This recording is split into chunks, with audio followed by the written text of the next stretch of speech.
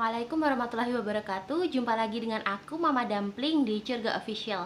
Nah, aku mau ucapkan dulu terima kasih buat kalian semua yang sudah bersedia mengeklik videoku. Nah, sebelumnya teman-teman, kali ini aku mau mengucapkan dulu selamat tahun baru Masehi untuk kalian semua. Semoga di tahun 2024 ini kalian semua mendapatkan keberkahan dari Tuhan. Amin amin ya rabbal alamin. Nah, pada kesempatan kali ini seperti yang ada di judul, aku mau bercerita lagi, menyampaikan kisah lagi tentang sesosok makhluk gaib yang aku jumpai ketika liburan di akhir tahun ini. Nah, seperti yang sudah kalian lihat di judul, bahwasanya kali ini aku mau bercerita tentang sesosok perempuan cantik yang bernama Agrelia Margareta. Nah, cerita ini dimulai pada saat tanggal 22 Desember 2023 lalu, yang dimana aku memiliki kesempatan bersama aku dan anakku beserta suamiku untuk liburan ke salah satu museum yang ada di Yogyakarta. Nah, saat ingin berangkat ke sana, aku mendapatkan firasat bahwasanya kok aku ingin segera sampai atau aku ingin segera pergi dari rumah untuk segera ke museum tersebut. Nah, di pertengahan jalan aku merasa ada yang aneh karena biasanya anakku ketika diajak untuk perjalanan, dia itu pasti akan banyak bicara, tapi pada waktu itu kok anakku ini diem aja dan hanya melihat ke salah satu sudut, dimana pada waktu itu kami berhenti di salah satu lampu merah. Nah, kemudian saat hendak sampai nih di museum itu, karena museum ini yang akan kami kunjungi terletak di salah satu pusat titik kota Jogja, nggak jauh dari pusat titik kota Jogja. Dan sebelum itu kami berhenti di lampu merah. Nah, dimana di lampu merah itu sampingnya ada salah satu sekolah swasta. Nah, ketika di salah satu sekolah swasta ini, aku merasa ada yang memanggil dan mengharuskan aku untuk menengok ke arah sekolah tersebut. Jadi sekolah ini ya sahabat semua, itu adalah salah satu sekolah yang ada di pusat kota Jogja, dimana sekolah ini sebenarnya sekolah non muslim. Jadi dia ini memang berada di pinggir jalan raya. Nah, kemudian aku memutuskan untuk menengok ke arah kiri, di mana arah tempat sekolah tersebut berada.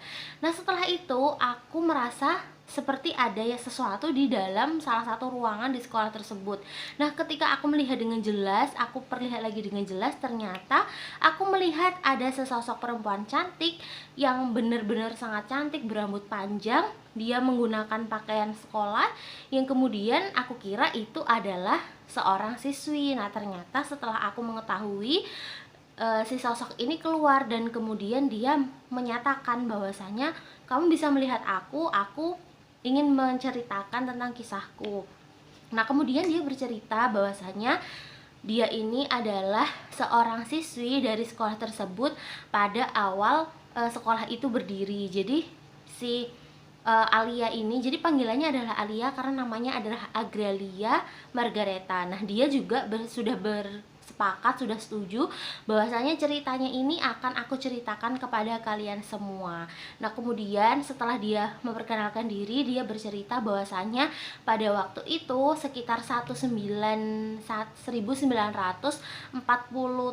jadi 2 tahun setelah kemerdekaan, sekolah ini berdiri menjadi salah satu sekolah non muslim tertua juga yang ada di Jogja. Nah, kemudian setelah itu dia menceritakan bahwasanya dulu dia ini pernah hidup. Jadi yang bercerita ini adalah korin dari si Alia. Nah, kemudian dia menyampaikan bahwasanya ketika dia hidup dulu, dia berkesempatan bersekolah di sekolah tersebut karena dia adalah termaksud salah satu orang yang memiliki harta terkaya nih keluarganya. Bapaknya Alia ini termasuk orang terkaya. Nah, akhirnya dia disekolahkanlah di sekolah tersebut. Nah, pada waktu itu si Alia ini duduk di kelas 1 SMP. Nah, kemudian si Alia ini karena dia memiliki blasteran atau keturunan dari orang Belanda, jadi bapaknya adalah orang Belanda dan ibunya adalah orang Indonesia. Akhirnya si Alia ini memang memiliki paras yang sangat cantik. Jadi parasnya itu rambutnya pirang, kemudian wajahnya putih, tapi wajahnya itu blasteran antara orang Indonesia dan juga orang bule. Nah, kemudian pada waktu itu orang-orang yang bersekolah di sekolah Alia ini adalah orang-orang yang juga rata-rata orang kaya dan orang bonafit, karena memang sekolah ini tuh sekolahnya orang-orang kaya pada waktu itu. Nah, akhirnya si Alia ini bersekolah, dia memiliki salah satu seorang sahabat. Nah, sahabatnya ini namanya adalah Rukaya. Nah, Rukaya ini sahabat dekat banget dengan si Alia. Memang mereka ini mengalami sesuatu hal yang aneh ketika di sekolah tersebut. Jadi Alia ini akhirnya meninggal karena bunuh diri di sekolah itu, karena si Rukaya ini mengalami pembulian. Jadi karena dia ini dari golongan orang yang tidak punya, ditambah lagi dia ini kan bapaknya itu sudah meninggal, sehingga orang tuanya itu, si ibunya, menghidupi si Rukaya ini seorang diri. Nah, merasa kehilangan sahabatnya, si Alia merasa kesepian nih ketika mengetahui si Rukaya ini bunuh diri di sekolahnya. Di salah satu kamar mandi, Rukaya ini bunuh diri dengan cara menyobek nadinya itu dengan sebilah pisau dapur yang ada di dapur sekolah. Nah, kemudian setelah kejadian itu berlalu 3 bulan 4 bulan berlalu, akhirnya si Alia ini tetap menyendiri. Dia tidak punya sahabat, tidak punya teman lagi, karena teman baiknya sudah bunuh diri. Nah, akhirnya setelah itu si Alia ini didatengin lah nih oleh salah seorang ketua geng. Nah, ketua gengnya ini laki-laki dan dia berkata bahwasanya aku menyukai kamu kayak gitu. Tapi si Alia ini mengatakan bahwasanya maaf ya, aku tidak bisa menerima cintamu karena memang aku ini tidak diizinkan untuk berpacaran oleh kedua orang tua aku, karena kami menganut prinsip ketika anak masih di bawah 17 tahun itu masih milik orang tuanya, jadi belum diberikan kebebasan ketika belum 17 tahun. Karena kan si Alia ini ayahnya orang Belanda, sehingga ketika dia umur 17 dia akan diberikan kebebasan untuk menentukan dia mau ngapain aja. Nah, tapi sebelum usia 17 Alia ini tidak diperbolehkan sesuatu hal yang memang dilarang oleh orang tuanya, salah satunya adalah pacaran. Nah, akhirnya si ketua geng ini, sebut aja namanya Rio. Nah, si Rio ini dia tidak menyukai dengan jawaban Alia yang bahwasanya menolak cintanya dengan anggapan itu hanya alasan Alia saja. Nah, lambat laun setiap hari Rio ini berusaha untuk membujuk Alia agar mau menjadi pacarnya. Nah, setelah Alia tahu ternyata Rio ini hanya menjadikan Alia sebagai taruhan dengan temannya. Nah, setelah si Alia tahu nih, Alia marah dan kemudian mengatakan kepada si Rio bahwasanya, kenapa kok kamu tega melakukan itu kepadaku, sedangkan aku aja tidak kenal dengan kamu, kita tidak pernah dekat, aku juga tidak pernah mengganggu hidupmu, tapi kenapa kamu menjadikan aku barang taruhanmu.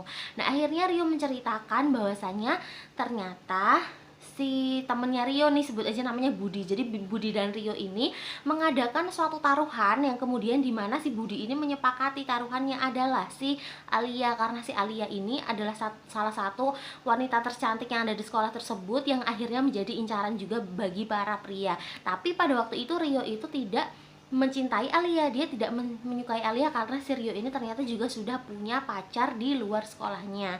Nah, tapi karena penolakan Alia pada waktu itu sangat menyakitkan bagi Rio, akhirnya Rio menaruh dendam kepada Alia. Di sisi lain, si Budi juga tidak menerima bahwasanya Rio lah yang menang pertaruhan itu dan berkuasa untuk mendekati si Alia. Setelah itu akhirnya Rio dan Budi itu seperti mengadakan konspirasi atau dia mengadakan perjanjian bahwasanya kita bertanding sekali lagi untuk mendapatkan Alia. Nah, tapi ternyata kedua orang ini, Budi dan Rio, bukanlah orang yang baik karena mereka adalah ketua-ketua geng, dimana pada waktu itu ketua geng itu adalah orang-orang yang nakal. Nah, akhirnya setelah itu si Rio berusaha mengajak keluar si Alia. Nah, setelah mengajak keluar Alia, ternyata berhasil nih. Alia, ya sudahlah, aku mau kamu ajak ketemu, tapi setelah itu jangan ganggu aku lagi. Setelah itu Alia diajak janjian sama Rio pada waktu itu di hari sekolah libur. Nah, tapi Rio mengajak Alia ini ketemunya di sekolah dengan alasan supaya tidak terjadi apa-apa, makanya kita ketemunya di sekolah aja. Kalau di sekolah kan lokasinya aman, tempatnya aman, sehingga kamu juga nyaman dan kamu gak perlu was-was sama aku, kata si Rio. Terus ternyata Rio sudah menaruh konspirasi dan Budi tahu bahwasanya si Rio ini mau ketemu sama Alia. Nah, akhirnya Budi mau berusaha berniat jahat nih kepada Alia dan juga Rio. Tapi ternyata setelah itu Rio dulu nih yang punya menaruh niat jahat kepada si Alia. Sesampainya Alia di sekolah, kemudian Rio bercakap-cakap dengan Alia. Tidak lama kemudian datanglah seorang teman dari Rio yang dia datangnya membelakangi atau dari belakang tubuh si Alia. Kemudian ketika dia datang, dia langsung menyekap Alia menggunakan sapu tangan yang sudah diisi dengan seperti alkohol atau mungkin yang sesuatu yang bisa membuat Alia akhirnya pingsan. Nah, kemudian Alia pingsan ya. Kemudian Alia pingsan dan akhirnya tidak sadarkan diri. Nah, setelah tidak sadarkan diri, setelah beberapa jam, ternyata selama tidak sadarkan diri itu Alia mengalami kekerasan seksual dari Rio dan juga teman-temannya. Jadi Rio dan 13 orang temannya itu melakukan hal tidak senonoh kepada si Alia yang sedang terbaring pingsan tadi. Nah, setelah Alia sadar, ternyata dia sudah berada di halaman belakang sekolah. Nah, setelah dia sadar, dia mengingat lagi bahwasannya terakhir dia ketemu sama Rio.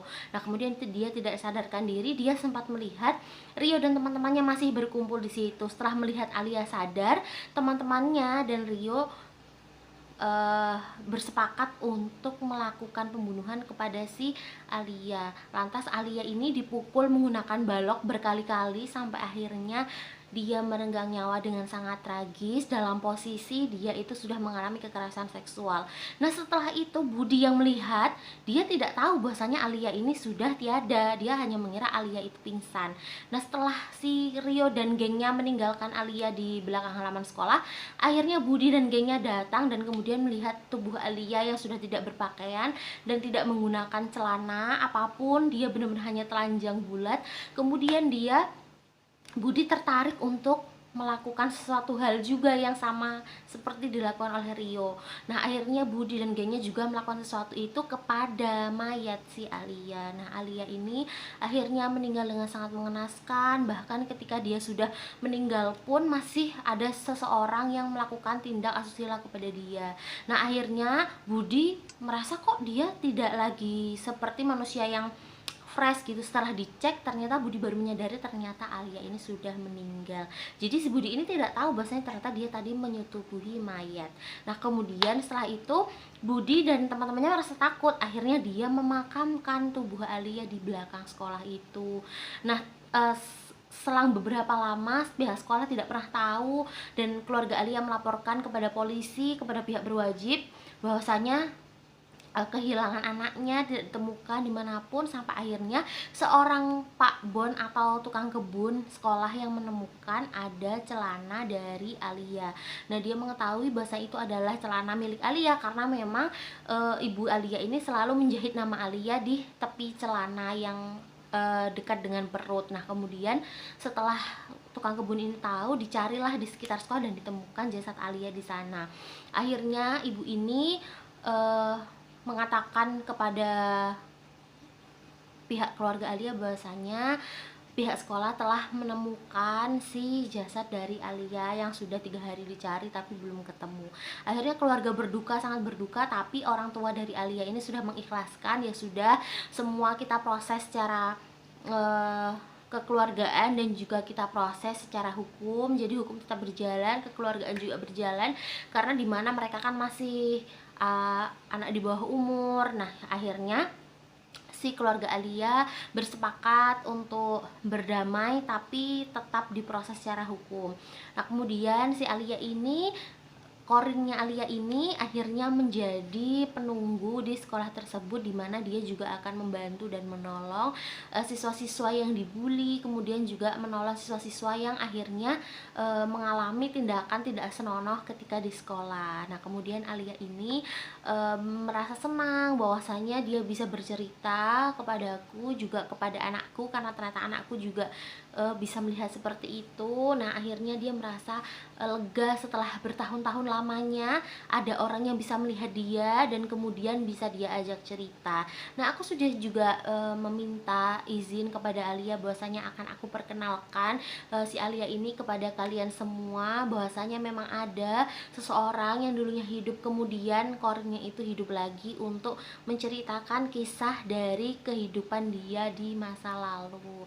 Nah, seperti itu ya sahabat semua yang dapat aku sampaikan, cerita tentang Agralia Margareta, salah satu makhluk ya yang ada di salah satu sekolah swasta yang ada di Jogja. Semoga bisa jadi pedoman, semoga bisa jadi pelajaran buat kita semua, bahwasanya kita jangan sekali-kali bertindak gegabah, jangan bertindak sesuatu hal yang bisa merusak atau merenggang nyawa orang lain. Kita harus saling menyayangi, saling mengasihi, dan juga saling support tentunya. Nah, mungkin cukup sekian video dari aku, Mama Dumpling pamit. Assalamualaikum warahmatullahi wabarakatuh.